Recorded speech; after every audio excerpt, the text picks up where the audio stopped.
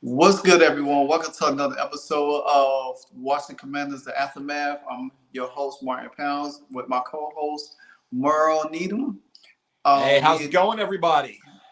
we will discuss, like we do every Monday, we discuss the breakdown of all Washington Commanders games. The latest edition of this is the debacle of the 45-15 beating by the hands of the Miami Dolphins. Before we dive into them, we always have to hit you with the intro.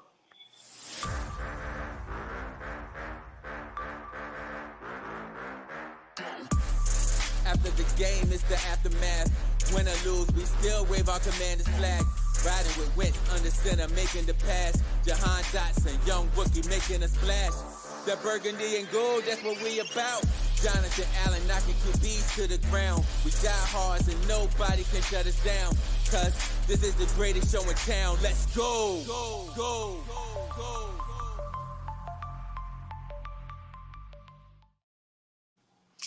All right, we back. So, um, like I said at the beginning of the show, that we gonna dive into some of the game yesterday. We're not gonna take too much time. We're just gonna do a observation of it, and we're going to. This show probably won't be an hour. It'll probably be roughly around about 45 minutes or so, 50 minutes closely.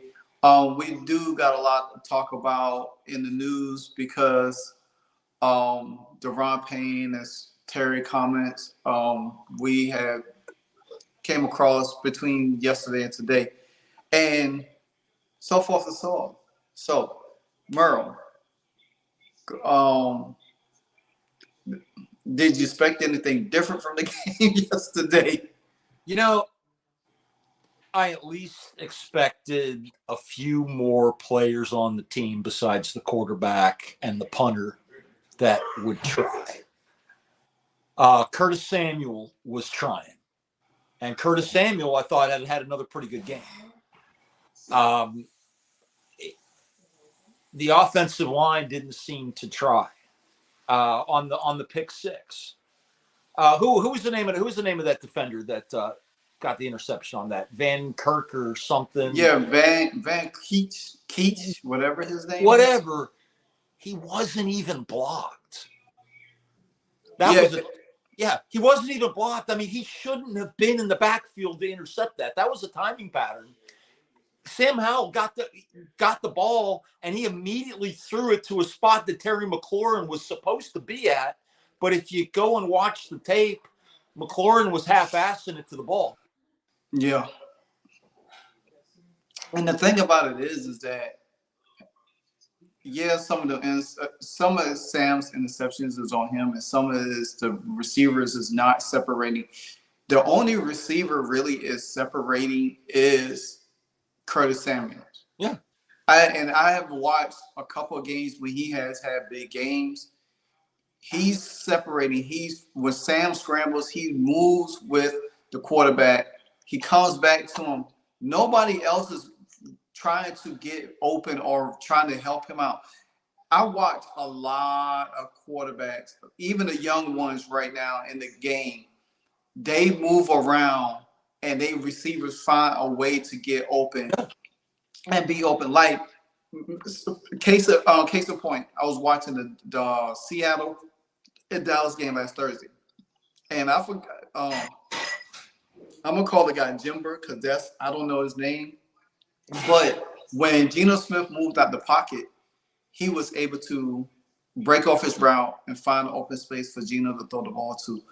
And I was watching Jordan Love do the same thing last night. So yeah, we could fault Sam on some stuff, but as experienced Terry is, because we know Terry has went up and get a lot of these damn balls in the air with bad quarterback play. Sam Howell used to chunk it down the field.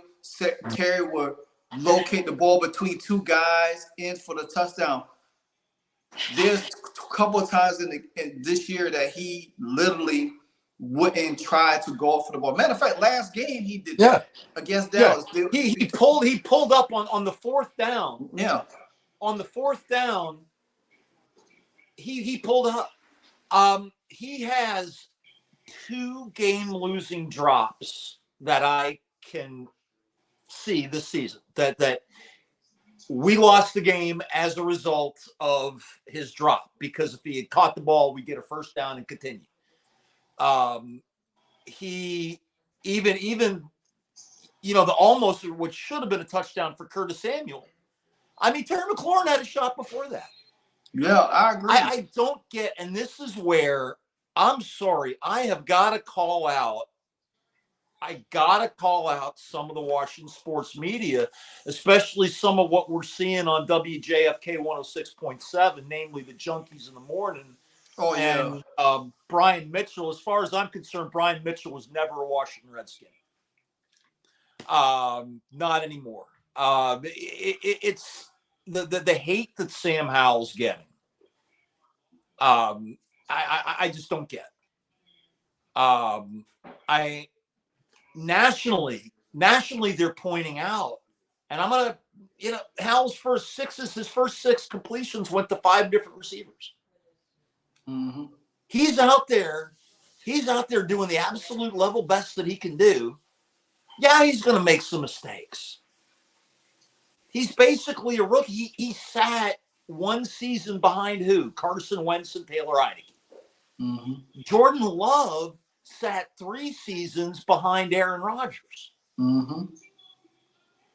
And you know what? After the first 11 games, it was interesting. I don't know if you saw the graphic, but Jordan Love's first 11 games and Aaron Rodgers' first 11 games is pretty much identical. Identical. I mean, 5 and 6, same number of passing yards, same number of touchdowns. It was crazy. But that's the thing, is both of those quarterbacks, and Aaron Rodgers had 3 years to sit behind Brett Favre. Yeah, same thing. Sam Howell's trying. Brian Robertson is doing his level best out there. Any word on how bad the hammy is? Said it again. Oh no, I don't know. They didn't say how bad his hammy is. He probably gonna be there today. He's probably gonna miss the rest of the season. I mean, I won't. You know why? I won't say the rest of the season. He might. Well, you got the bye week this week. He might not play the following game against the Jets, so he might come back against the Rams. So he'll probably be out 2 to 3 weeks the most with that hamstring is tricky. My thing is this here: you're gonna have 4 games left. Why risk him? And I was talking to Herb last night, and I was telling him this on the phone. I will let Sam Howell play the next 2 games and sit him for the rest of the season. There ain't much more you could develop. There ain't much more you could get out of him, because, to be honest, the offensive scheme is bad as hell. It's horrible. Yeah, I put that pick 6 as much on Eric Bieniemy as much on anybody else. Yeah. I mean, just why are you running a timing pattern like that when they're loading up 8 in the box? Exactly. The thing is, we can't block these defenders anyway, and you're putting, and based on everything, what is the guy? I mean, the guy looks like, what's his name, that they used to pitch for the Mets. Anyway, like Noah Syndergaard there in the backfield. I mean, it was a horrible play calling. That play call was worse than that damn Kiss concert Saturday night. The bad thing about it is like I get it every day at work. They come to me like, oh, because I said that in the beginning of the season. I said, well, hey, we could win 10 games. All right, we started out 0-2. I mean 2-0. Then we lost the last 2. I was good with that. I said, okay. Then we had a chance to win 2 more games or a game. We could have went 3-3. We had a chance to continue to improve the team. So here we are at this point in juncture now, and I'm sitting here like, I'm not. I'm like numb to the shit. To be honest with you, I'm numb to it. I'm not even mad about it. I know what's coming right now after Yeah. all of this. My main focus of this team is to continue to lose. I'm rooting for Chicago to win a game, and Arizona already helped us out by winning yesterday and moved us in the fourth spot. If Chicago wins next week and Arizona wins another game, we move in the third spot. We gonna have, and the thing about it is, this helps us to win, lose out the rest of the games, and keep that third pick, the third and fourth pick in the draft. Then they could have a chance to evaluate everybody at the end of the season, do what they want to do. I watched the game all the way until the last 4 or 5 minutes of the game yesterday. Well, And they pulled Howell at the last play. I mean, the last series we had. I mean, we had all 3 timeouts and a minute yeah, 57 left. And you know what? you should have pulled Howell. Wait, I mean, yeah. Oh, Garrett. Okay, yeah. Sam Howell had 2 touchdowns. Okay, the game was really out of hand before halftime. You giving up a 8 yard touchdown bomb to Tyreek Hill. You playing man to man on Tyreek Hill. Who in the hell plays man to man on Tyreek Hill? Benjamin St. Juice. Then you turn around and put Quan Martin on him one run. He gets a 60-yard bomb on him. I'm like, come on. Then this is my thing. You could have just kept Jack the real ass on the staff and just let him go. Yeah, I mean, there's no point. What was the purpose, man? You know what? I really, that was, I think maybe they came up with the idea because they both know they're done at the end of the season. I think this was more, Ron was like, hey, Jack, go take the rest of the year off. You got this. Go retire. Honestly, I think Ron would rather be spending time with his buddy Steve McMichael while Steve's still here. For those that don't know, he's in really, really, really bad shape. He's got ALS, and this will most likely be Mongo's last Christmas. Mm-hmm. But no, Ron's been done. Ron's been done all season. This, you could tell he was done by the Chicago game. Mm-hmm. Whatever happened during that game, Ron's been done, and there's no point. I mean, Harris, but that was the thing that I was saying before, is if you fire Ron Rivera, who becomes the head coach? Yeah, and I think the consensus is that what? I mean, if you fire him in season, then you probably would have had Eric Bieniemy take over. Yeah, and I think they thought. But some of the players don't want that. They don't like Eric Bieniemy, and I think, to be honest, I mean, there's so many ramifications of what's going on with this team right now. How the players reacted, and you see, this is the whole thing, is that, and a lot of, and this is where I blame, Commanders Nation here, or I want to say Redskins Nation here, because this is really where it's coming from, because these are the same people that are clamoring for the name to go back every week. It's, you can't expect to have an owner buy a team in July, too late to make any changes, and expect all of a sudden the culture to change because Josh Harris and Magic Johnson said so. That's not how culture change happens. The players are just as much a part of the culture as the front office and the coaching staff and the ownership. And as much as Jonathan Allen wants to go on the radio on Mondays and be all holier than thou and be the captain, I mean, it played once fine, but now all he's doing is bitching and complaining. Yeah, it's like, and this is the thing that and he's not doing anything. He's not stepping his game up. He's one of the captains of the team. Even if you feel that kind of way, you should keep it in house or just gave the media some kind of BS. But it's at the point where this team been fractured for so long, and I understand Ron Rivera's position and everything, but as a person, I'm sure he's a great guy. As a coach, he's not good. It doesn't take 4 years. If you look at all, I'm gonna pull up a real He's a key losing. stat. He's a. I'm gonna pull up some losing stats from other coach. teams that have went on this 4 year rebuild and look where they're at now.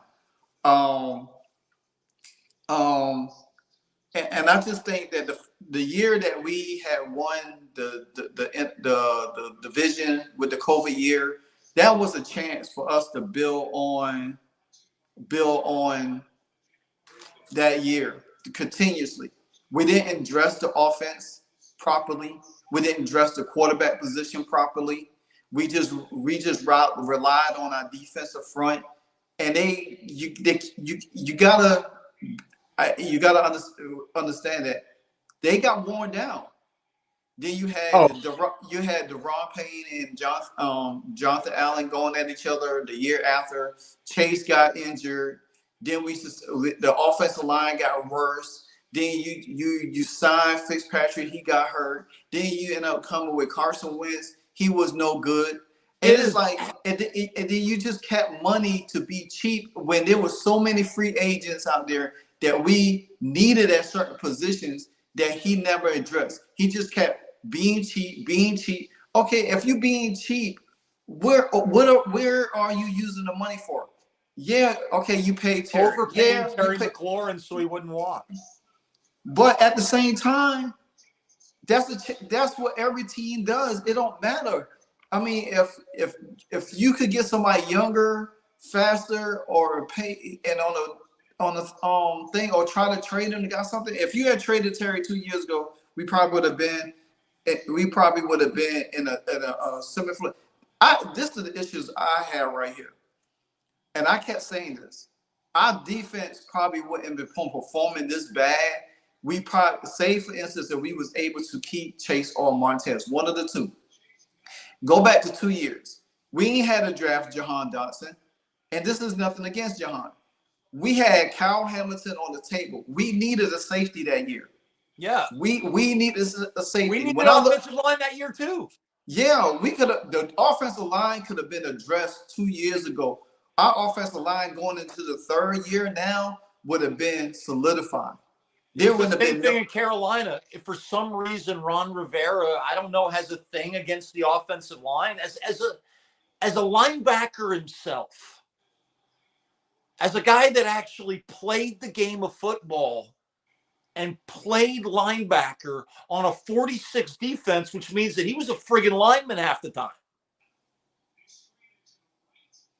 Yeah. How in God's name has he put some of the most garbage offensive lines? Cam Newton is not in football partially because of Ron Rivera. Mm-hmm. He's also not in football. I think mainly the reason he's not in football was that car accident.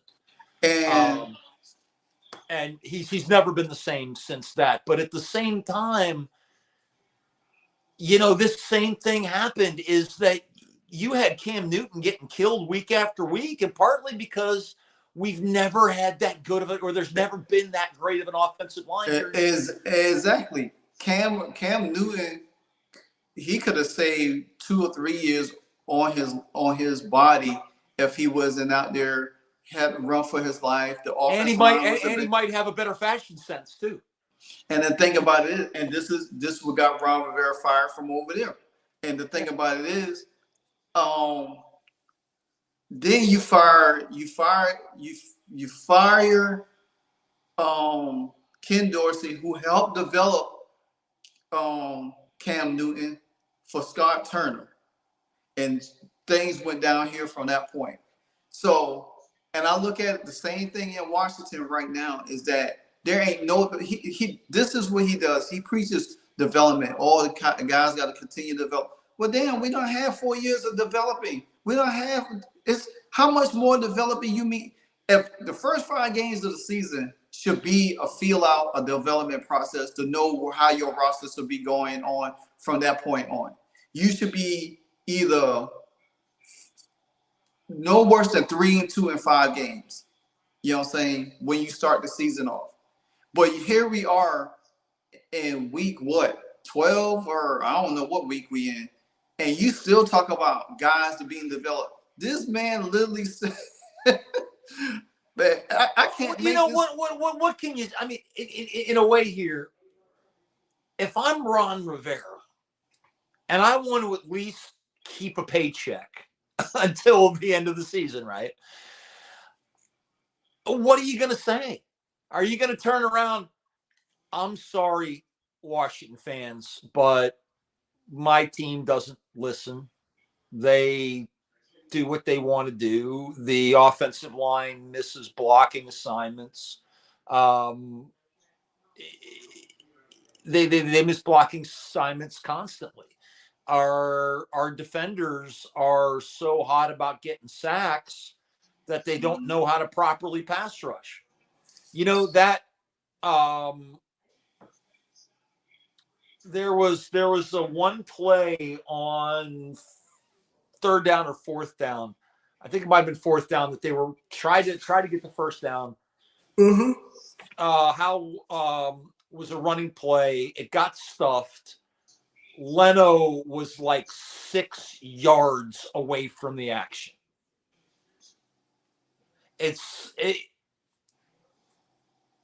And you see this how many times, either on offense or defense, one or two players that should be in the action, that should either be getting the tackle, are somewhere outside of the play. It was like watching JV.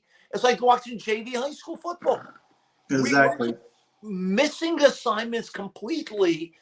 And I'm sorry, I'm watching people running half-ass.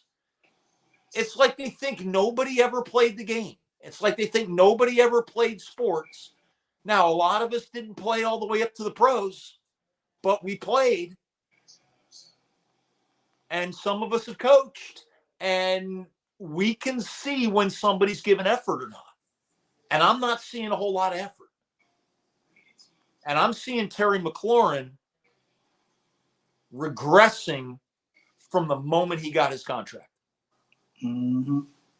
From even last year, Terry McLaurin was not the wide receiver last year that he was the year before last when he was trying to get that contract.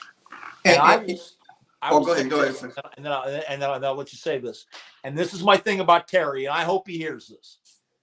You know, this strikes me as Terry saying to his agent, I don't want to come back. Why don't you ask for some stupid figure, make me one of the highest paid wide receivers in football, and then I'll stay. They'll never give it to me, but you know what? Hey, if I don't ask, and then they turn around and give it to him. Mm-hmm. And now he's like, well, hell, I have to stay here. But he's making his money. And he is not putting out for Sam Howell the way he put out for Taylor Heineke. I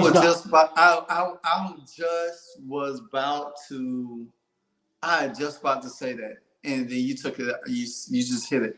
And you know, a lot of people had the issue with Taylor Heineke. I like the Taylor Heineke, even though he didn't have a strong arm, but he was just gutsy. And not saying Sam Howell is not that kind of guy. And I just think that Terry had his connection with Sam Howell throughout the years, and that's understandable. But you get a new quarterback that has a stronger arm, more ability, can do a lot of more things that Howell can't. Heineke can't, and you're not really giving him the opportunity. When you was talking all good for Sam Howell in the offseason and training camp, this was your opportunity to go out there and show that, hey, I could build rapport. Howell had more rapport with Jahan Dotson and Curtis Samuel and Pringle and Teasley than he had with Terry. Yeah, and the reason and you see, here's the thing, and this goes back to something I've been saying here on the show the last few weeks.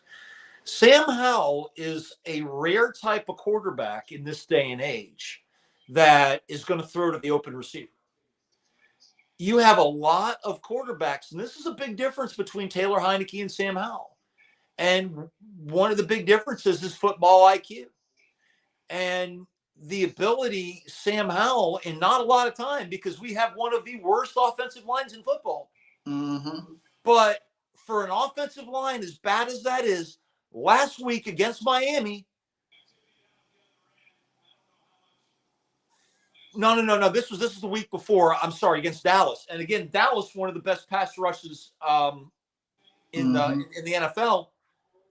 First 6 receptions went to 5 different receivers. You see, Taylor Heinicke couldn't do that.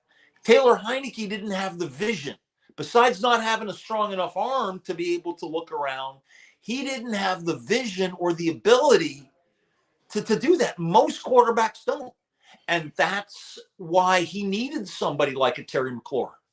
Because it's like Terry McLaurin, maybe Jahan Dotson, then I got to throw it away. With Sam Howell, he can see the entire field. Part of this is because he was a second baseman as well as a pitcher when he did play baseball in high school.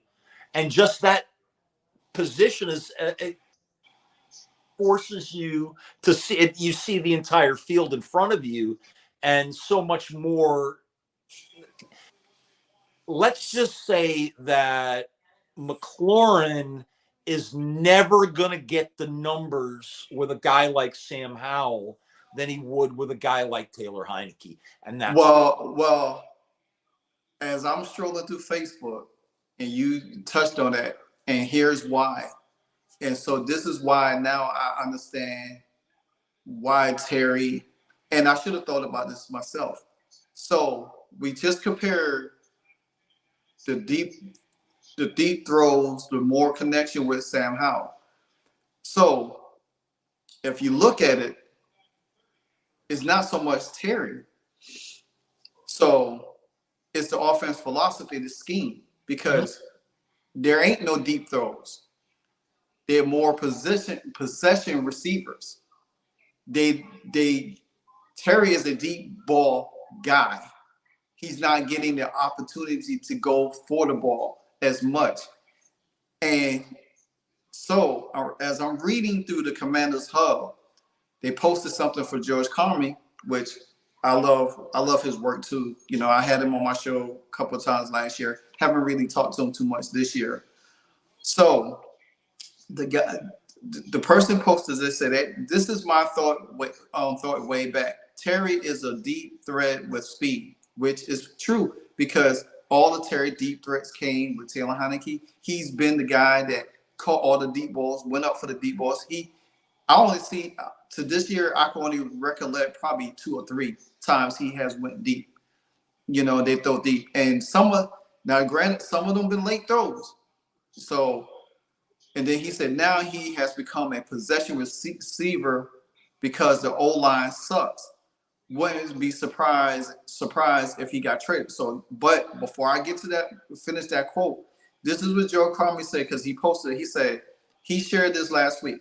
John Klein hinted that a few offensive players wouldn't endorse Bieniemy as head coach. And he said, my guess would be McLaurin and John Leno. Jay Leno.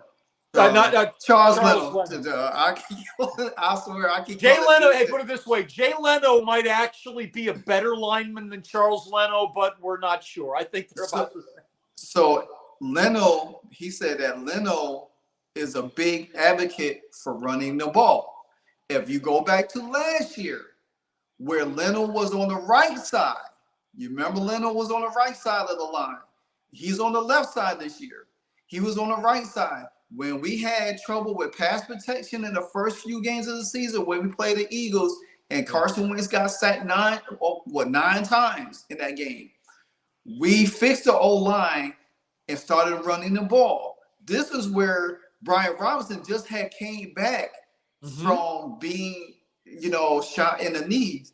And he was the bell cow running the ball during that time. We ran the ball effectively all season long because we utilize the run to set up play action where Terry Doon was getting. We don't have no play action with Airy B offense. We run a screen pass. All I remember, it reminds me of back in the days of me playing football and in television, where I ran this safety screen pass. I mean, it has to go back to 81, 82 because you could do more, but there was like one screen pass that you could do on that you could get first down after first down after first down. And it almost reminds me of like Eric Bieniemy's doing this. Like, how many friggin' screen passes do we run as a team? Exactly. So I mean, the defense knows, it's probably a screen. We don't. And the thing about it is, so I'm gonna finish this real quick. And he says, Leno is a big advocate for running the ball. McLaren has been phased out of the offense. Both seem to clash with EB's philosophy. And somebody wrote underneath, says, something tells me 17 isn't a big fan of EB offense. And it makes perfectly sense, because if you're a receiver and you used to play for 4 years the same way, getting the ball down the field, because you got to think about it.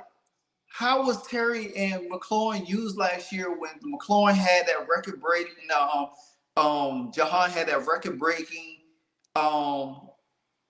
7 touchdowns? You know what I'm saying? He was on. Here's the thing, though. I'll bring something up. McLaurin had all those yards, but what did it get the team? And I think one I'm going to say here, because Martin, I'm sure you've dealt with this before in the past in your job, where you get a new department head, or you get a new manager, or there's a complete change in philosophy within the company, and you've got to do a 90-degree turn basically in order to keep your job. And I think all of us at some point or another in our career are faced with that. And I'm sorry, just because it's the National Football League doesn't mean that if all of a sudden you get a new offensive coordinator that changes philosophy, that you get to throw a temper tantrum and say, I don't like it, you need to use me better. The fact is, if Terry McLaurin really is a number one receiver, if Terry McLaurin is really worth the money that he's paid, then damn it, you're going to be a possession receiver, and you're going to be the best possession receiver in the game. How often did Jerry Rice do just that in his career? See, that's the number one receiver. How often did Randy Moss or Chris Carter go across the middle or do those little things? How often does McCaffrey do it in San Francisco? Or Ayuk or Debo or all these guys? So you know what? No, I'm sorry. McLaurin needs to get open. That's his job. And when he gets the ball, he needs to catch it, because for all the whining and bitching, how many balls this season have hit him in the hands that he's dropped? For touchdowns even. You know what? I'm sorry. I am done on Terry McLaurin. He's not worth the money. I'm done on Jonathan. I do want to be fair with Terry, even though we in this position. I do want to be fair, because catch the ball. But it's not easy said that. Well, I can't say it's not easy. No, if it hits you in the hands, if you get paid that miss, he's worse than Clifford Franklin, for God's sakes. But okay, bro. But look at this for instance too. You gotta look at it at this for instance right here. Nehemiah could catch better than he could. But it's not. I mean, I'm being objective to Terry, because Terry has produced throughout the years. This is the first year that he's really having a down year, but some of it is his fault. Now, I'm not taking away some of his fault, but you got a new offensive coordinator that should know how to custom his offense to how these guys play. I don't even think Eric Bieniemy really sat down to look at film on these guys from last year and see how these guys really operate. Oh, that is a good point. Because the thing is, And I guarantee you, and this may be why he's out of Kansas City, is Eric Bieniemy. I think he came in and he said, I've got this offense. I did all this in Kansas City. Sam, you listen to me. You're going to be the next Patrick Mahomes. Terry McLaurin, you're going to be the next Tyreek Hill. All you have to do is listen to me. And it didn't freaking work, because the fact is that Terry McLaurin isn't Tyreek Hill. Now, I'm not saying Tyreek Hill is necessarily a better wide receiver than Terry McLaurin. Tyreek Hill is the fastest man on earth, or at least wearing an NFL uniform. Yeah. All right. But the thing is that he ain't that good of a route runner. Now, what I mean by that is that you talk about as a route runner, he's not like. You talking about Tyreek Hill? His game is speed. Yeah, his game is speed. And see, his game is speed. Wait till he hits 30. See what happens. Yeah, I agree with that. So this is more of a personnel problem, more so of a player's problem. It's a culture problem. It's a culture problem. Because players in. Because you look at however wrong we built the culture in, you bring a guy in that if you looked at Kansas City still, even with Tyreek wasn't there, they still tried to put the ball down the field. But they didn't have guys that really could catch that good down the field. So they had to shorten up the game. The only deep threat they really had was a Travis Kelce. Yep. And if you start focus on him, you don't have nobody else. Smith-Schuster ain't no good. He's not a good receiver. To me, I think he's trash. You know what I'm saying? Juju Smith-Schuster was lucky to be in the right place at the right time. Exactly. Of being the wide receiver 2 when the wide receiver 1 started to melt down. So my thing is this here.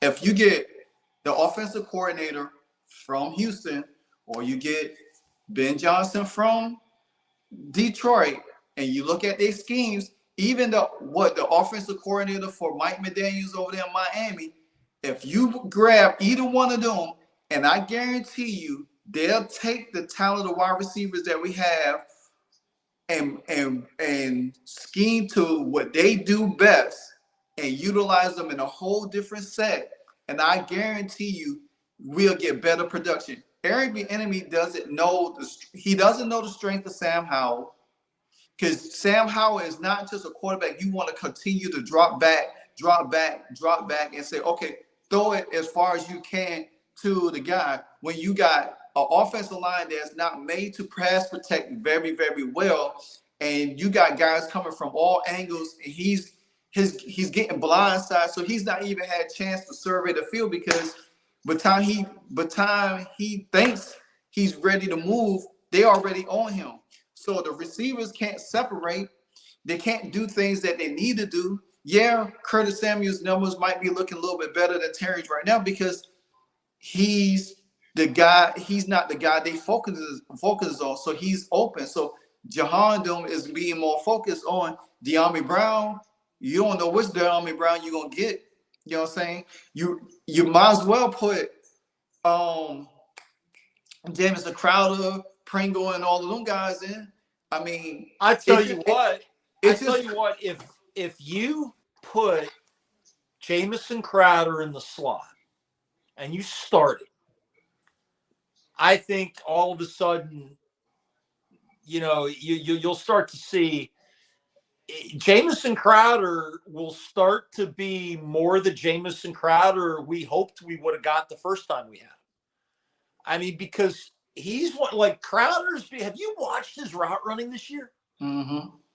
I mean, and all of a sudden, at his age, being the kick return and punt return threat he is, it's like he's gone ahead and taken the Steve Largent, Fred Biletnikoff masterclass, where you've got that old, slow wide receiver, because Crowder's lost a step or two now. He's not who he was, but he's a hell of a lot smarter than he was the last time around. Yeah, and to me, it's frustrating, because I wish honestly, people might think I'm crazy, but I wish we could have got Greg Roman. You know why?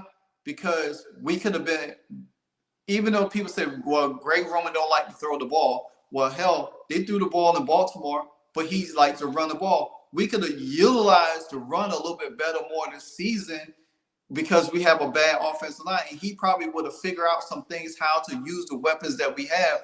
Or you could have had Brian Schottenheimer, you could have had Joe Brady on this. There was a lot of different guys that you could have had. But the reason why none of them guys ended up there in Washington, now Greg Roman probably would have came because I don't think he has a job yet. The situation with Daniel Snyder. But for Eric Bieniemy to work under, and this to me, this I'm starting to see it now because people say, well, Andy Reid is a genius. Okay, yeah, he had new toys to play with in Kansas City. The same production he got out of Alex Smith, even though Alex Smith was throwing the ball down the field when Patrick Mahomes sat back, but he wanted to be more dynamic. That's the same thing he did when he was in Philly. He got Donovan McNabb over there. But guess what? Now you're starting to see how the Kansas City Chiefs is going to be. Everybody say, okay, yeah, Patrick Mahomes will win. No, it's not, because the personnel is changing, and Andy Reid is not going to be able to adapt to the personnel like he should. Eventually, because look at what's happening. Look at what's happening in Boston right now. Yeah, you know, Bill Belichick. I mean, it's, and I hope, although it just hit me while you're talking about like coaches and knowing what to do with the quarterbacks. Just thinking the type of quarterback Sam Howell is, I'm not really quite hating on Bill Belichick here as much as I was before. I still don't want him. No, I don't want him. I think what you're going to get is you're going to have general managers, and here's the great thing: we got all the cap space, and Snyder's gone. Yeah, that's the beauty I think of it. The biggest issue of us getting good front office personnel, good coaching staff, good free agents is Dan Snyder. People didn't want to play for Dan Snyder. People didn't want to work for Dan Snyder. And Josh Harris doesn't come until July. So Josh Harris coming into July is like, whoop, I can't change shit. So now we got the end of the season. Rivera and Del Rio were gone. I think Rivera and Del Rio knew they were gone before the preseason even started. And I think there may have been, this is just me, I think they both agreed to say, you know what, we'll stick around for one more year, because the right thing to do was not make moves immediately. I know the media wanted us to make moves and wanted the Commanders to make moves immediately. The fan base, a lot of the fan base wanted them to make moves immediately. They wanted an instant culture change, but without changing any players and without changing any coaches and without changing any of the front office. So you can't get a culture change that way, folks. You can't. You have to, and it's like I said before, Martin, before they even announced the sale, we need a full rebuild in Washington to include that abomination in Rajon, Maryland that they call FedEx Field. We need to get a new stadium in D.C. We got to find a way to do it. I think we will. But I think we need to blow this team up. I think we got Howell by dumb luck. Well, to your blowing it up, yeah, I'm all for it to blow up. And even though we're having this dialogue about the players and all of this stuff, I treat it as WWE. Oh, it is now. It is. It's totally. I treat it to where Randy Orton just came back, and CM Punk's back. I hear too. I might start watching. So everything is on the table for this team, and you know, we talked earlier this afternoon. You know, after I got off of work, I just believe everything is on the table right now. Yep. I don't feel like anyone's safe. I think Josh Harris is going to do a thorough evaluation. There might be some people stay. There might not be some people go. He might just not trade everybody. He might just say, The thing is, I think part of it is that there are some rules in the collective bargaining agreement, and I'm not so sure what they are. There's only so much trading you can do. Yeah. Because what they don't want to do is have a team blow up, like sell everybody off, get Yeah. a million draft picks, and then also get a whole bunch of high-priced free agents because you got no cap space. Yeah. So, and the other thing is, I think that with Howell, you got somebody that I think you can definitely see that this guy can play NFL quarterback, and it just would be silly to start over there. Especially, yeah, when you can use that on alignment. I know a lot of people on Twitter kept saying, well, if Marvin Harrison Jr. falls to, now if we pick 3 and he falls to us, that's just gonna bolster our wide receiver group. Me personally, and I'll just throw this out there for the sake of argument. For whoever's the new head coach comes in, look at the group of wide receivers you have. I know De'Ami Brown ain't gonna be there. Curtis Samuel is a free agent. I don't know if you'll bring him back or whatever. They come back, whatever. So you got Terry and Dotson to work with. You're gonna need a tight end. You could probably draft one. We don't know what Cole Turner is because he doesn't get on the field enough for us to know. So Logan Thomas is you can either trade Logan Thomas for a fourth round pick, get some of that money back. Logan Thomas might be a CTE case by now. I mean, he's had so many concussions. Yeah. He may just need to hang it up. True. So say for instance, you say, okay, well, you evaluate Terry. You say, okay, he did have some good years. This was his down year. Then you look at Eric Bieniemy's scheme. Then you look at somebody that could come in and say, well, hey, I could build around these 2 guys here. Let me add more to them. Let me build around them. Let me build an offensive line. Let me build to their potential. If you get a guy that comes in to build to their skill set and potential, you get a better result on the field with Sam Howell, with the wide receivers, because you get to do things that they should have been doing the 3 previous years. You know what I'm saying? Not going backwards where, like Terry looks like he don't even he looked like he can't even play the game. You got Dotson out there just look lost and everything. The only good thing is the running backs is they catching out there. So the thing about it is you're gonna have to do a whole eval of this team. You're gonna have to look at this team all the way down to the bone and know what you could trade. First and foremost, the first person they should look to trade is Jonathan Allen. That's the first person. Oh, first and foremost, I think. Then you look at Terry, you look at Daron Payne, you know what I'm saying? Then you say, okay, maybe we don't want to take a weapon away from Sam Howell, but if we in a position to draft a younger weapon, then we'll probably consider it. But then I would even if I'm going to trade Terry McLaurin, I am going to make sure I re-sign Curtis Samuel.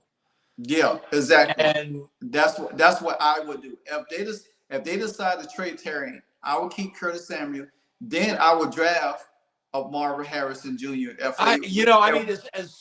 As much as I want offensive line, defensive line, linebackers, defensive backs. Mm-hmm.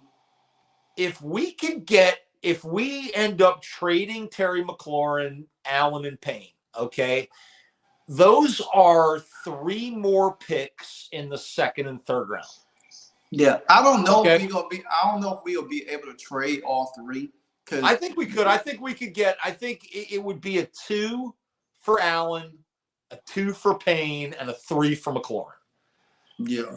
And I think if we can if we can get all 3 of those. So let me ask you a question real quick. Then we go get Harrison if we can do it. And I would even trade one of those picks. But the thing about it is if we picking 3 and 4, Marvin Harrison Jr. is gonna fall to us either way. You know what I'm saying? If we picking 3 and 4, he's gonna be there anyway. You Yeah, know and what then I'm saying? if Marvin Harrison Jr. is there, that's too good of a weapon for Sam Howell to pass up. Exactly. Now, playing devil's advocate, what if new ownership comes in and he's not sold on Sam Howell, and he said, "Well, let's start this over with a franchise quarterback." Okay, all right. Now, I'm gonna take Drake May and I'm gonna take Caleb Williams out because they'll be gone. They'll be going. One, most likely Caleb Williams will go to Chicago. Um, um, Drake may most likely end up in New England. You know what I'm saying? So that leaves because you gotta think Arizona is in play too. If Arizona wins another game, that's going to help Washington. So say for instance, let's say for instance, If we Arizona, end up with the number 1 pick and draft one of those quarterbacks, it would be dirt stupid. I mean, no, Yeah. we definitely ain't gonna end up with the 1 or the 2. But I'm just saying. But I said, even if we did, there should be no talk. This is the type of thing that we did as an organization the last 23 years with Dan Snyder. Oh, we got to go get a new quarterback. We don't give any. I agree with that. I do agree with that. We finally have somebody. We have somebody. And not only that, but in essentially his rookie year, he didn't sit behind anybody. He didn't learn behind anybody. That's and going true. into last week was leading the National Football League in passing yards. So what that and you means? know what? Peyton Manning threw 20 interceptions his first season. I don't want to friggin' hear it. How many interceptions has your boy in Jacksonville through his first season? A ton. Talk about Trevor Lawrence. Yeah. So this is where I want to. This is where I want to caution people that's watching the show. Be mindful that when they do this rebuild, don't look for anything to happen for this team into the next 3 or 4 years. I expect 116 next year. And by saying that, I'm taking the text. It's 3 teams that I got on here that I'm going to run off. Is the Texans, the Lions, and the Bengals. In 2020, the Houston Texans was 4-12. 2021, they was 4-13. 2022, there was 3-13 and 1 because they tied. And 2023, this year, they 6-5. They rebuilt all the way up. They got all the assets they need, and then they excel in that 4th year, which they drafted a quarterback because they got compensation for the Deshaun Watson situation. So now here's the Detroit Lions. There was 3-12 and 1 in 2019. 2020, there was 5-11. 2021, there was 3-13 and 1. Guess what it is this in 2022? There was 9-8. And this year, you see what their record is. So it took them, because last year they made the playoff last year. No, or did they make the playoffs last year? No, they didn't. They missed it, I think.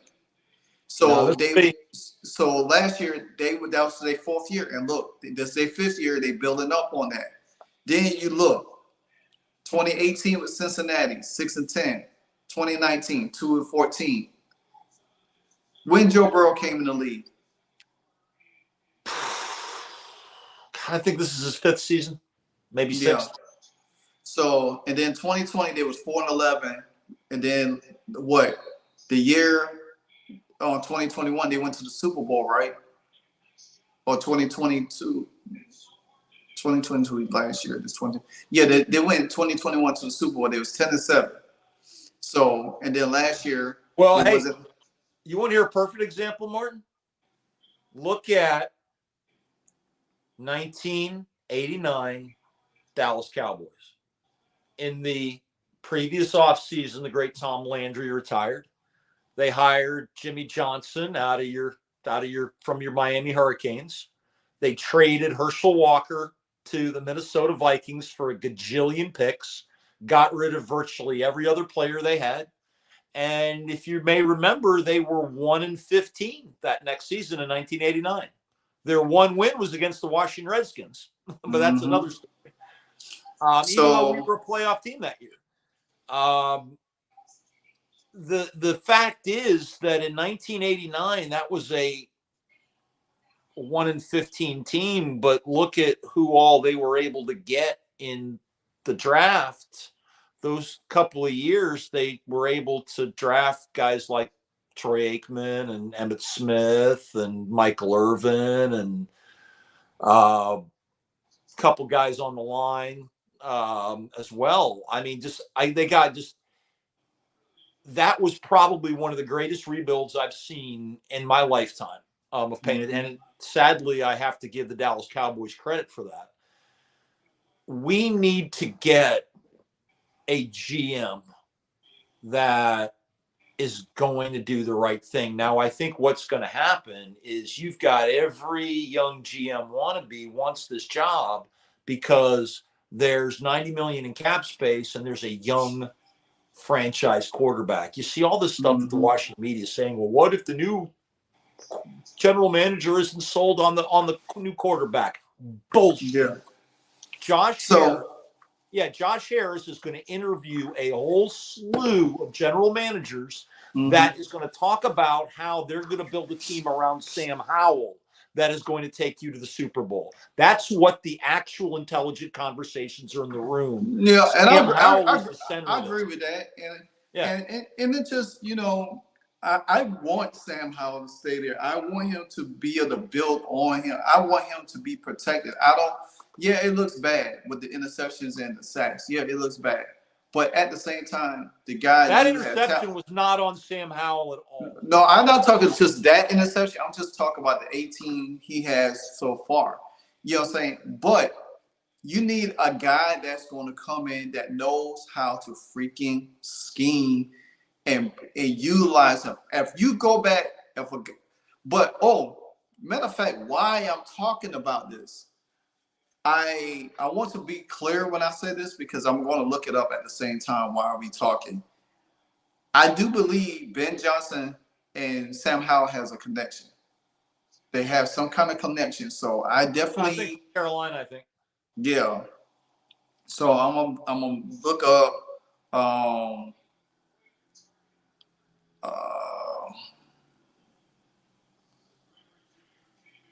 so yeah, there's a connection between Sam Howell and Ben Johnson. So yeah. So if Washington was to land Ben Johnson and him and Sam Howell has that connection, that will be perfect because then you can build around Sam Howell the right way. Like I said, you could still keep you got the receivers there. You just want to add more weapons to his arsenal. And I believe Ben Johnson would definitely utilize the analytics part because that's what he's going to. He would be a good option. He would be a good option. But the thing is, and I'll say this again: any general manager coming in is going to build a team around Sam Howell. Because it's a lot easier to do that than to go ahead and start and roll the dice with a new quarterback that may not be able to be worth a darn. Because it could just be another Heath Schuler or just another, who was the kid in San Diego, Ryan Leaf. I mean, there are so many more bad. Look at Dwayne. I'm sorry. God rest his soul. Dwayne Haskins was a perfect example of that. He shouldn't have never got drafted. He shouldn't have never got drafted by. He should have never been drafted as a quarterback. Hey, you know what? And I'll even said this, and I said this back then. We should have never taken RG3. I don't know. I was a fan of RG3. RG3, I think it's the style of quarterback.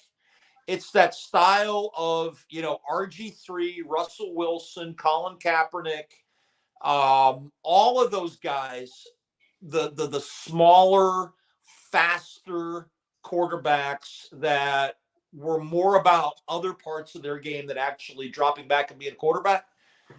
And I, all of those quarterbacks, for the most part, pretty much came to a bad end because what happened is the NFL realizes you got all these quarterbacks like this that are wreaking havoc. They grew linebackers that were bigger and faster than guys like RG3. And the next thing you know, these guys are getting injured out of football. Yeah.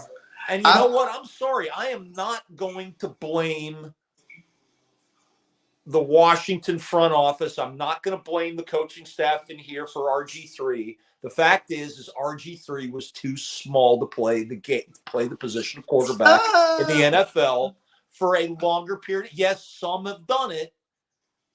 Some have done it, but very few.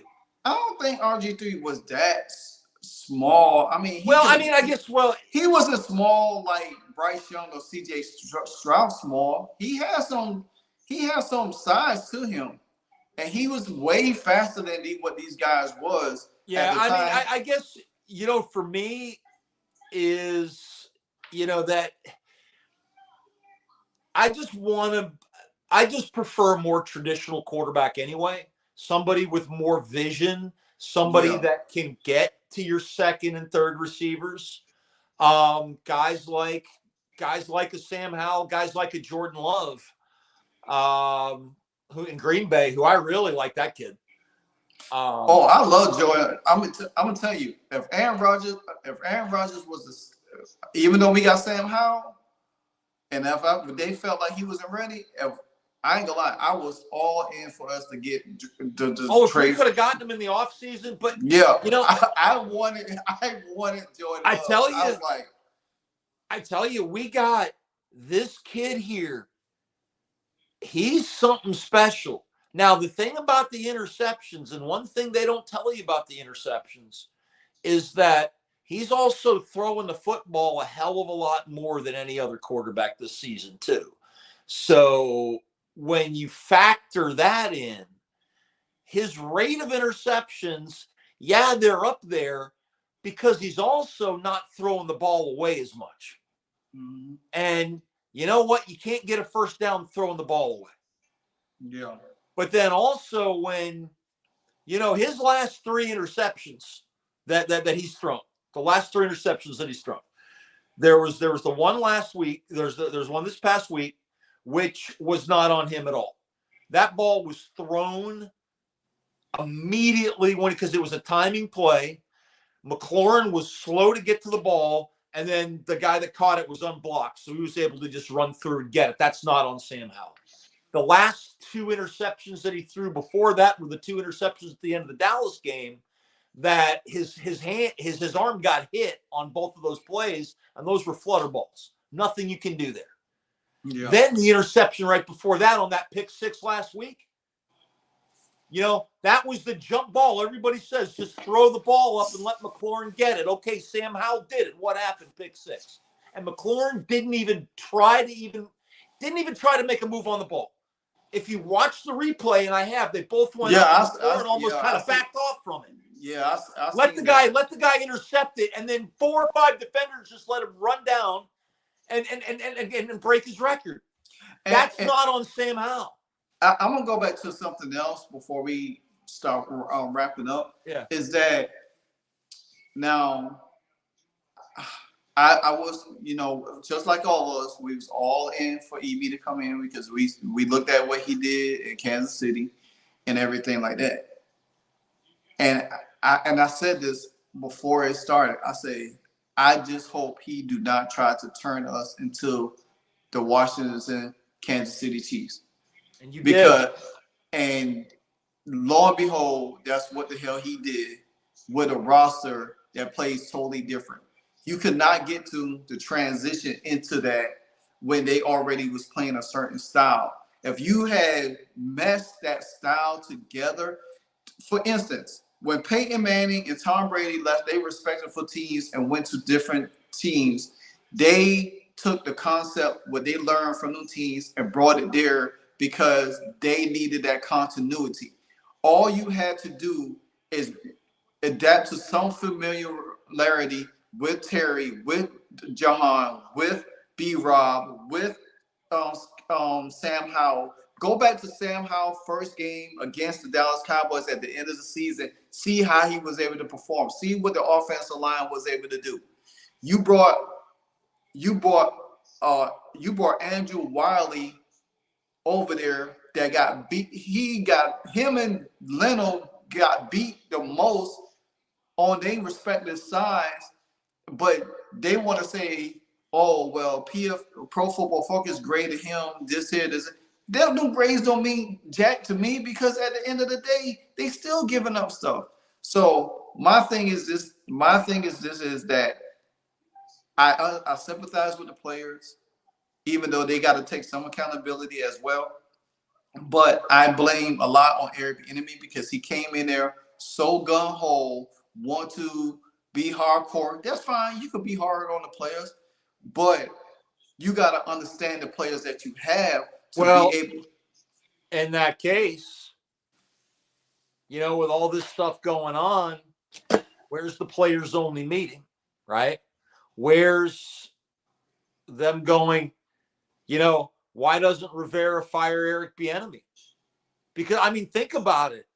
Eric Bieniemy's offensive line, that could still end up getting Sam Howell killed. There's still 4 more games that could still happen. Yeah, and that's why I told you at the beginning of the show, after the bye week, I will let Sam Howell play the next 2 more games. The next 2 games, because that's the Rams and that's the Jets.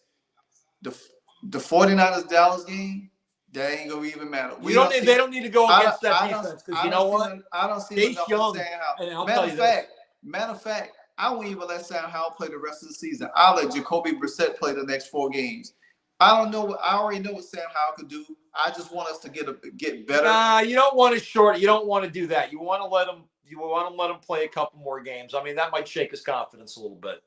I don't think get him in there. You know what? Because here's the thing.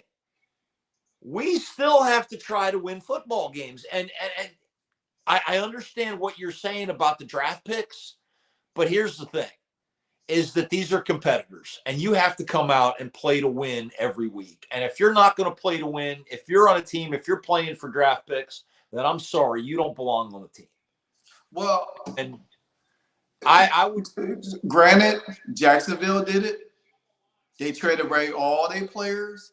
Trade away your players. They tanked in the draft, and they built back up. They got the quarterback they wanted. They still building on top of it. They signed some free agents. It's nothing wrong with that if you already got a plan. If Josh Harris don't know that this is a bad year, because say for instance, we win we ain't winning the last 4. But you go out there to compete. We can beat the Jets coming off the bye. I don't want us to win no games. I want us to get the highest pick we can, because I'm gonna disagree with you, brother. But that's just me. I get your point. Don't get me wrong. I get your point, because if you get the highest pick, a team that really need something, you could use that pick as leverage. The thing is, and you know what? If we got the first or second pick, I'd almost, like you said, I'd trade the pick down, because we don't need either of those 2 quarterbacks. Yeah.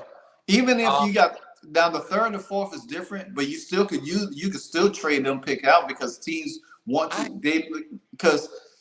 If we had the 3rd and the 4th pick, and say Marvin Harrison was going to the Arizona Cardinals, and we have 2 number 1 picks. Huh? We have 2 number 1 picks. No, we got 1. We right now we sit in 4th. Right. We move for 5th, but we have a chance. We are a game back of Arizona for 3rd spot. If Arizona wins another game, we take the 3rd spot. Now, the tricky thing is with that is, because say that Arizona they lose the rest of their games and they get the 3rd pick and we stay at 4th, and somehow they pick Marvin Harrison and say that we left with a tight end and an offensive lineman. I want Brock Bowers, because that's a tight end that definitely could be like a Laporta, like T.J. Hawkinson. You know what I'm saying? That that's going to take the top off. That'll help your wide receiver core. We don't I have tell a you, that tight. offensive line, what's his name, like Fatua or Yeah. oh, that dude, Fatua. I tell you what, man, he's my if Marvin Harrison, if Marvin Harrison somehow, and even if Marvin Harrison does fall to us, well, if Marvin Harrison does fall to us, it's for us. I think somebody picked him, but I think that's our first round pick right there because he could be such a beast on the left side of that line. Yeah. That's who I want, and that's a smart pick. And everybody says our offensive line is bad, and then here we start to think because there's this new flashy sports car in the showroom. But Oh say man, for we need the instance, truck. say like you said, if Marvin Harrison falls and we was to trade to Ron Payne and got a second round pick for him, that means we'll have 3 second round picks. So therefore, we get 3 linemen out of that. So that's your offensive lineman right there. Yeah, you got a point. So therefore, there's opportunities there. Even if Marvin Harrison going, you drafted the tight end I just mentioned his name. Yeah, I know. No, that tight end is a good kid. So therefore, long as you build around Sam both ways, because this draft is going to be an offensive type of draft.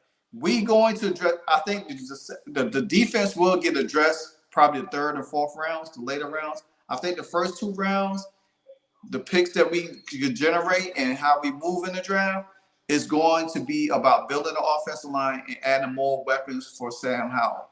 Or you know what I'm saying? So with that being said and everything, I think that me and you, we have good dialogue and everything, and we just passionate just like everybody else. But I understand the frustration with everybody. But the one thing people have to, especially fans on Twitter, they the worst. They is so worse. And just like other guys, too. Facebook too. Yeah, They're psychopaths. And like all the content creators I follow, from George Carmi, Rio Robinson, Louis T, Rico, Street Scores, Protect Sport. I follow all of them guys, great guys, and they all share we all share the same thing. We can't sugarcoat this team. We can't be biased. We gotta stop with the this and that. No, you gotta, if you're gonna be a fan of the team, you gotta understand how to be objective and critical of the team. Yeah. I'm done being passive with the team. I did that all last year with it, and I'm not doing it this year. Everything with this team, from players, coaches, is wrong. You know what I'm saying? I'd almost consider, for some of those comments, I'd almost consider benching Jonathan Allen next week. If it would, I mean, the defense can't get any worse. But guess what? If that was Bill Belichick, he would have got benched. Oh, hell yeah. So Ron Rivera don't have the nerve to bench him. He'll like, he's just frustrated. I understand his situation. I don't, because you know what? He's part of the culture. Jonathan Allen wants to complain about the culture as part of the losing the last 7 years. Well, that's you too, brother. Yeah. So it's not. I mean, you can't sit there and put the whole thing on the coaching staff, because you know what? The coaching staff doesn't suit up and play. Dan Snyder didn't quarterback one single down the whole 23 years. I would have loved to see it happen, but especially this season. But the thing is, these players are the ones that are losing football games together.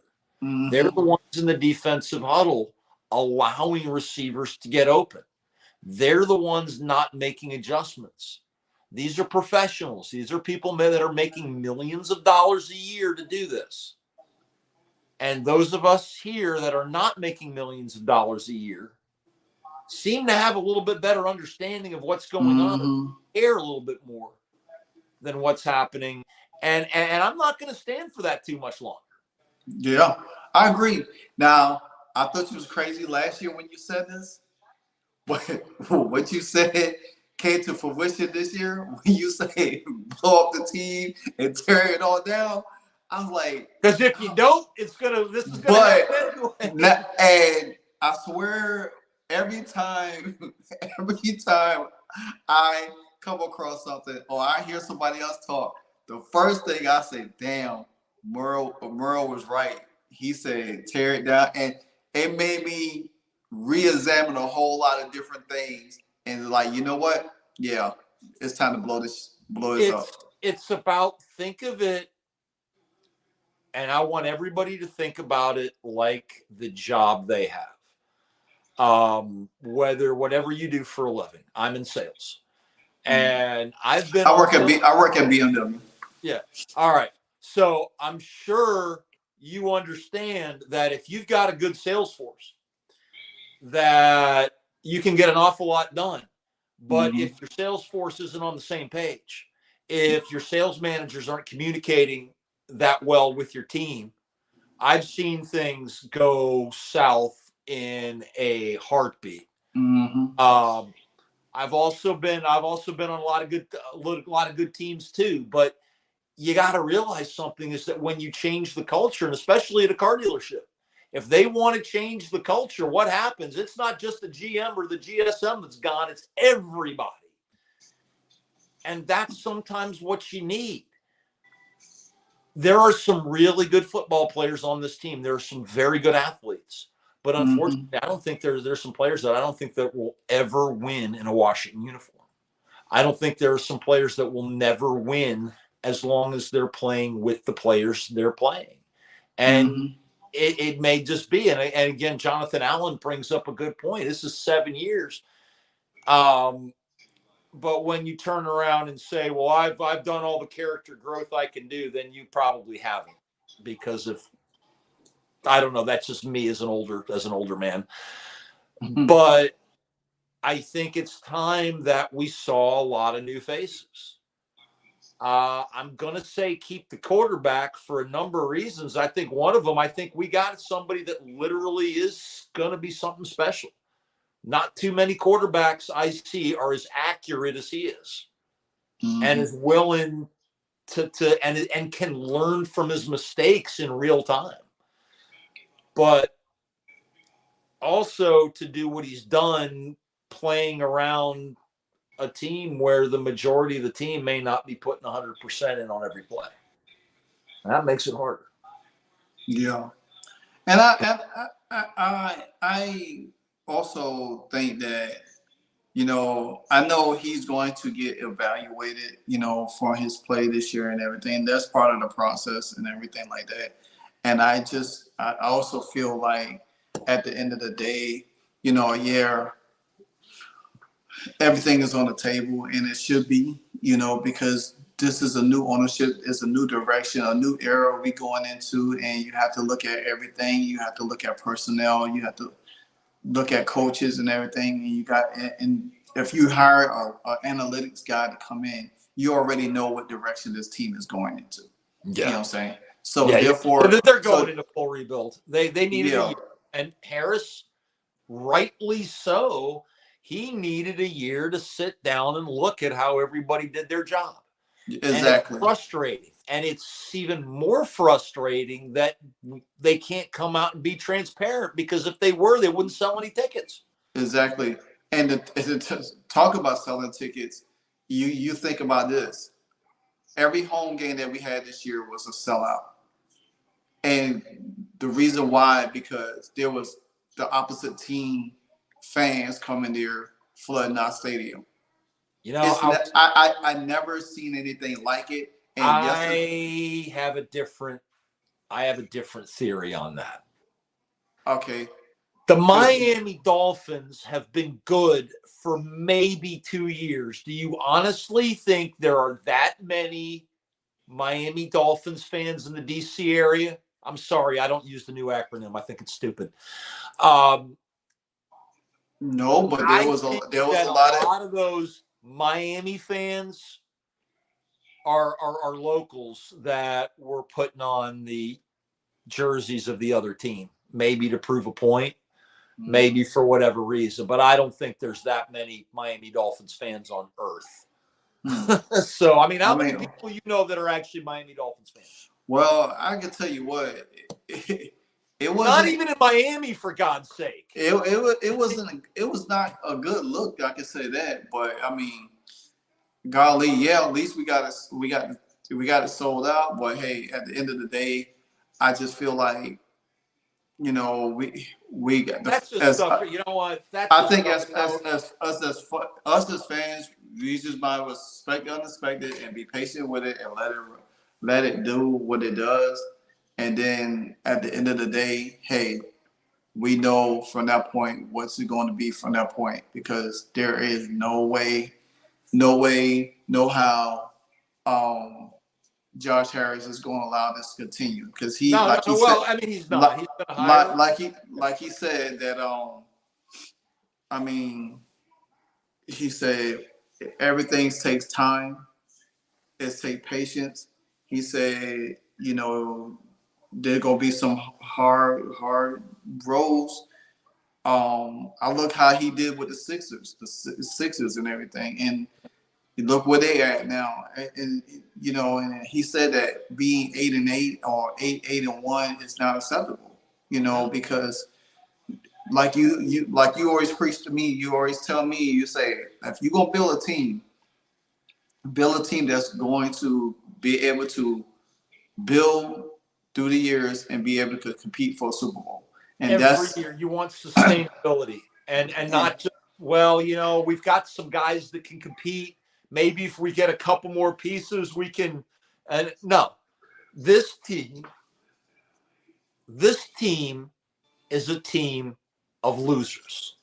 Not everybody on the team is, but the majority of the people that have been with this team for a period of time.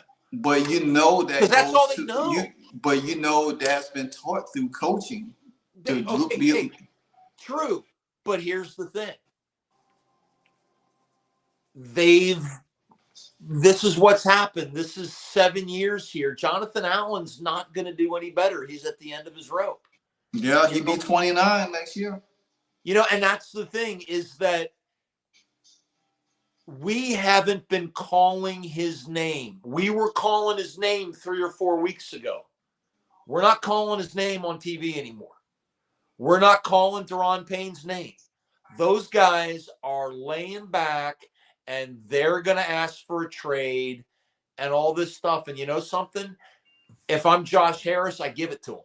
Make it easy. Give us a couple extra picks. Knowing, and you know something? You can blow up the defense and we can blow up the defense and it'll improve. Really? I mean, it's just because the thing is, it's not that we don't have athletes on this team. We do. But just because you can run fast doesn't mean you're smart enough to know what to do with it. And just because you're the best athlete available in the draft or the best player on paper, and this is what's been happening. We've had need for offensive line for years, but oh my God, we can get RG3, and we didn't really need him then. I mean, because we end up drafting Kirk Cousins. That's what don't make sense. And that's what it is. Cousins was fine, but there was no point to draft him. We had RG3.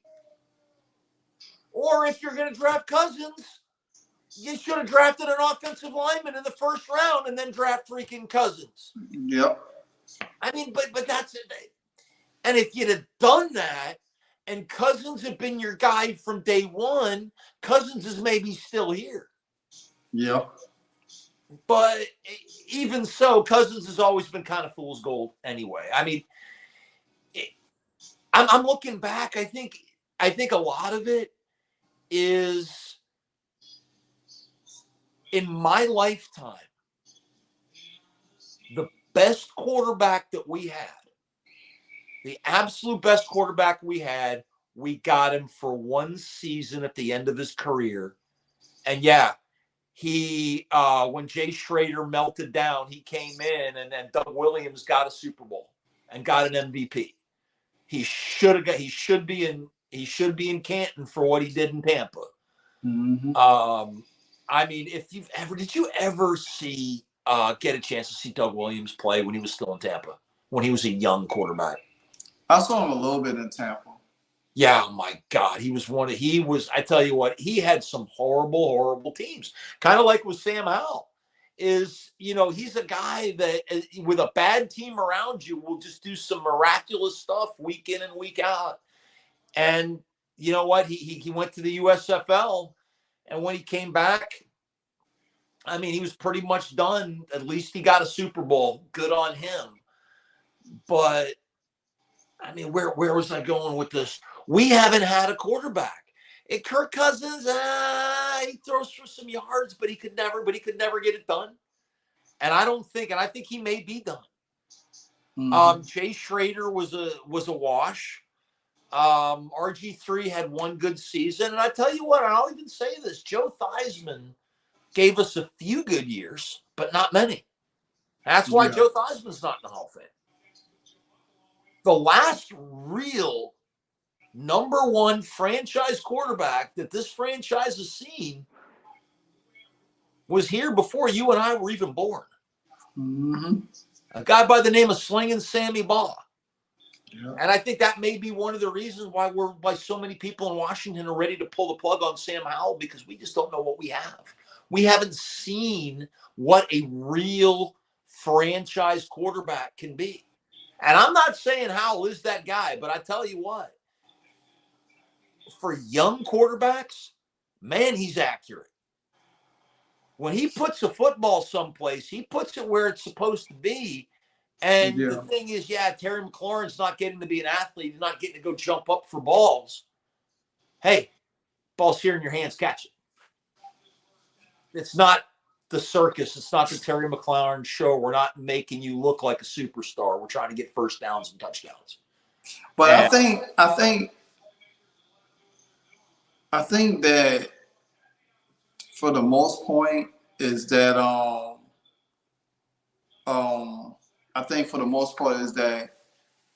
you're going to have to, it's good to spread the ball around, but at the same time you do want that guy to be that, to draw that attention, to be that focus. I disagree. And I disagree for this reason. Because the greatest quarterbacks never needed that wide receiver. Tom Brady never needed that wide receiver. Yeah, that's true. Never had one. He had Randy Moss for 1 year towards the end of his career. And Randy Moss had kind of a down year. Because Peyton Manning had Reggie Wayne and Marvin Harrison. But here, John Elway never had a Hall of Fame wide receiver. Never in his whole career. No. And you know what? He got Super Bowls. Brett Favre never had a Hall of Fame wide receiver. He had a couple good ones, but he never had great ones. What all these quarterbacks did is they spread the ball around.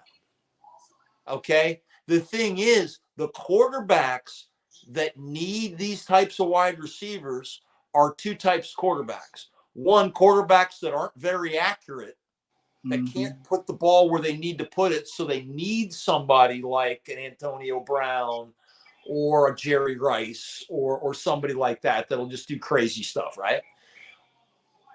The other thing is they don't have the vision. They can't go through the progressions. How many football teams do you see that their fourth and fifth wide receivers don't get receptions every game? Yeah. That doesn't happen here in Washington. I'm sorry. The whole thing is having somebody like that, having a receiver like that is a necessity for a lesser quarterback that cannot see the field. One thing about Sam Howell, and this is another thing that makes him a little different. Sam Howell, in addition to being a pitcher, he was a second baseman when he played baseball. Whole career from a kid on. This kid learned to have vision. the second baseman and your shortstop are your two main defensive positions in baseball, for those people that don't know. These guys have to see what's going on and have to be able to look around because there's a lot of stuff happening. And as long as it's in the infield, your second baseman and your shortstop usually have something to do with the play. Sam Howell is using some of those skills he learned here in the National Football League. Besides having a gun for an arm, besides he was accurate. He had a slider to make you look stupid as a junior. He's got an arm. He had a 90-plus mile. He had 93-mile-an-hour fastball as a junior. This kid's got a gun for an arm. And Mac Brown was smart enough to tell him to stop throwing a baseball after his junior year. So his elbow's probably still in good shape. The thing is that we got something special here as a quarterback. You don't really need, with guys like this, you don't really need that number one wide receiver. You don't need that Megatron type guy. It'd be great if we had him. What we need an offensive line that is going to be able to give Sam Howell 2.5 to 3 seconds to throw the football. And if you give the offensive line 2.5 to 3 seconds to throw the football, that'll maybe hold the pocket a little bit. Imagine what you'll see. Sam Howell is doing what he's doing. Yes, he's throwing more interceptions. He's throwing the ball more times. He's also throwing it for more yards than anybody else as a second-year player. I'm sorry. I literally want to send Will Smith to the house of every one of these people they're talking trash and pretend to slap their face like he pretended to slap Chris. Because no, he didn't do it. Oh my gosh, it's funny. Yeah, But I mean, I'm not disputing nothing you say because I think Sam does have the tools. It's just, you know, how we get in this cycle of, you know, we want the team to do good, and when the team do bad, it makes us question everything, and then rightfully so. You know what I'm saying? So therefore, and I do it. I mean, me personally, I watch the team religiously. I got more invested to the team than I ever have been this year, and I'm sitting back looking at this. I said, "Damn, did I pick the right year?" So, but hey, at the same time, I'm here with you, man. I'm here lockstep. You know, at the same time, fans and stuff. I do think that new management will come in and they'll look at Sam and I just pray that they say, well, you know what, hey, because to be honest with you, I do believe the new GM is going to come in and they probably going to speak to some of the players. That's not out of the ramification. You know, they're going to look, they're going to see stuff, they're going to evaluate everything, they're going to see what's going on, transpiring, stuff like that. And they're going to say, well, hey, this team do got talent. How do we maximize the talent that we got? How do we build on this talent that we have here? How do we make this quarterback even better than what he has? Do this quarterback have it? Then you're like, you know, and then once they figure all of that out, then we go to the next step. Because whatever decision they make from that point in the off season, we have to live with it. We gotta adjust to it. We have to embrace it. And like you said, you don't expect, and I don't expect us to have a winning record next season. And this is something that a lot of people in the fan base and a lot of people that I've talked to online are basically not giving Josh Harris the benefit of the doubt. They're thinking, oh, the last 20-some years. Well, the last 20-some years, this was a different football team. Yeah. This has a different ownership group. Josh Harris just bought the team. This has been year zero, if you think of it. And the thing about it is you can't judge Josh Harris like you judge Daniel Snyder. That's not a fair assessment. He has not even been in a full year of this team. He's watching from afar.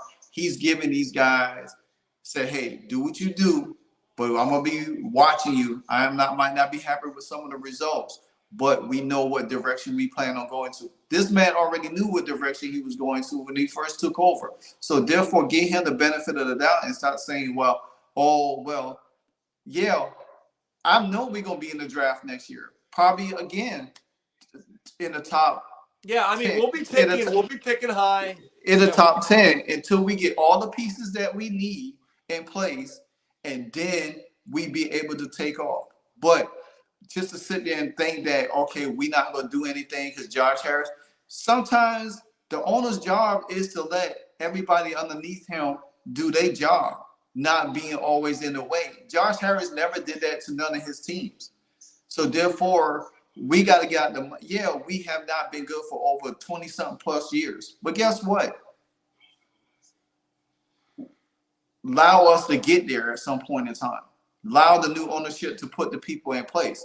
Then judge him in 1 or 2 years. Don't judge him on first year because he didn't come in there and just fire everybody off there, knowing that we got games to play, a whole 17-week season and everything like that. Yeah, I'm guilty of it too. You know, saying that, hey, yeah, I wanted on fire. Yeah, and I really did.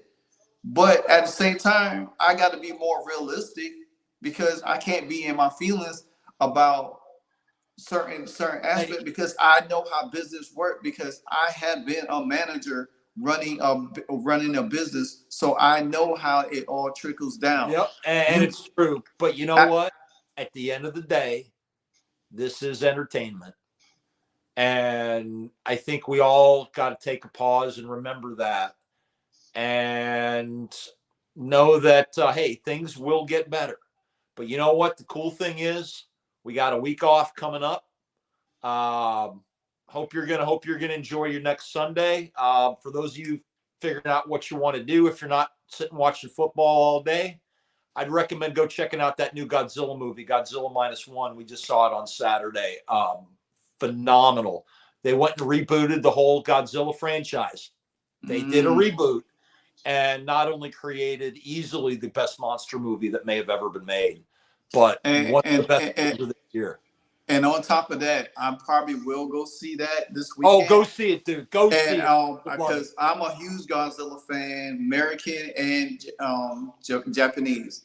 When I was younger, my brother put me on to Godzilla, and I loved him ever since. Yeah, but this is the Toho. Yeah, this is the Toho. Yeah, I love Toho's work, and also the new trailer for Godzilla and Kong came out yesterday. That just came out. Oh my god. Oh my god. Have you been watching have you been watching the new series Legacy of Monsters? Yes, I have. The new episode comes out Friday. They skipped this week. And the thing about it is that I got more excited watching the trailers of the Godzilla movie than I got excited watching the team. I was like, oh my gosh. So go figure. But I think that's what I'm gonna do this weekend. Definitely go to the movies to see Godzilla -1. Yeah, just go see it. Go see it if you haven't. But definitely take some time to unplug a little bit. It'll be back. It'll be back for us. So I guess we're gonna be off on Monday. No, we won't. They're gonna be news. Yeah, that's right. Because you know something, there might be some reasons. Maybe there'll be a firing. Yeah, maybe. But we'll probably preview I think we play the Jets next. So you know what? That'll be fun because there's rumors that Aaron Rodgers might suit up. Yeah, we'll see. He needs to sit down. You know what? Hey, have him come and throw. Because look, Packers that go to the Jets usually don't fare very well. I know I'm probably going to watch Hard Knocks tomorrow night and see us get blasted on Knocks with the Dolphins. Oh my God, that's right. They're doing it the whole season. No, I'm just not doing it. I think what I'm doing, I'm just going to play my guitar.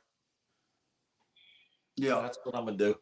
But anyway, guys, it has been an absolute wonderful time sharing the last 90 minutes with y'all.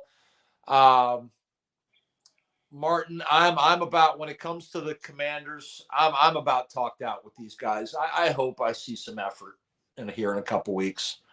Yeah. That's really at this point what I just want to see. I just want to see some effort with this team. But we'll see. So, your optimism is much more than mine. I honestly, I just watch the games just to see, just to watch the games, just to see what's going on, how they, what can we take away from each week and going into the off season. That's just where I'm at with it and everything. I don't even worry about Ron Rivera no more. I don't even waste time doing videos on Ron Rivera. It's what it is. I done enough for them. I just want to see the overall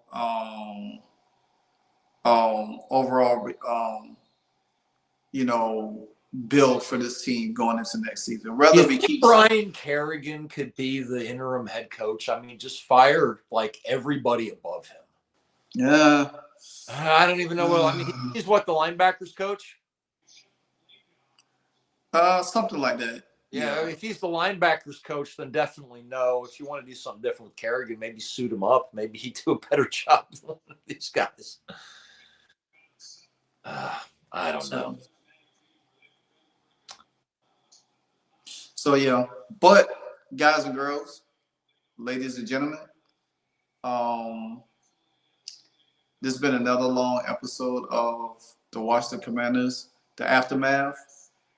Usually we give a time, but sometimes we just cover a lot more than we need to. Yeah, sometimes it just has to go a little longer, but it's been fun, and I hope you all enjoy it.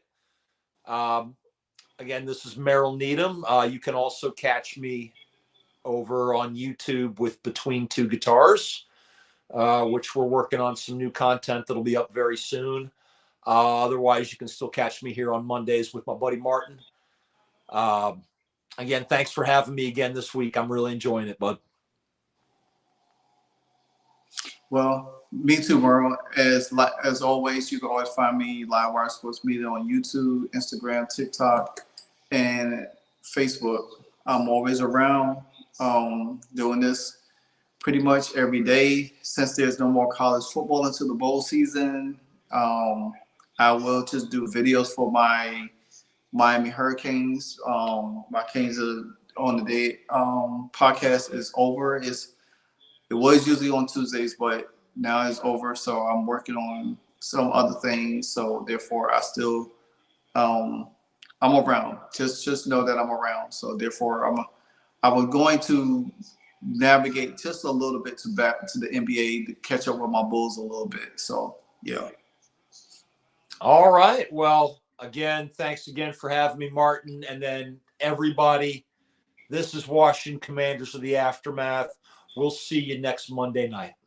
All right. Y'all have a great night. Stay blessed.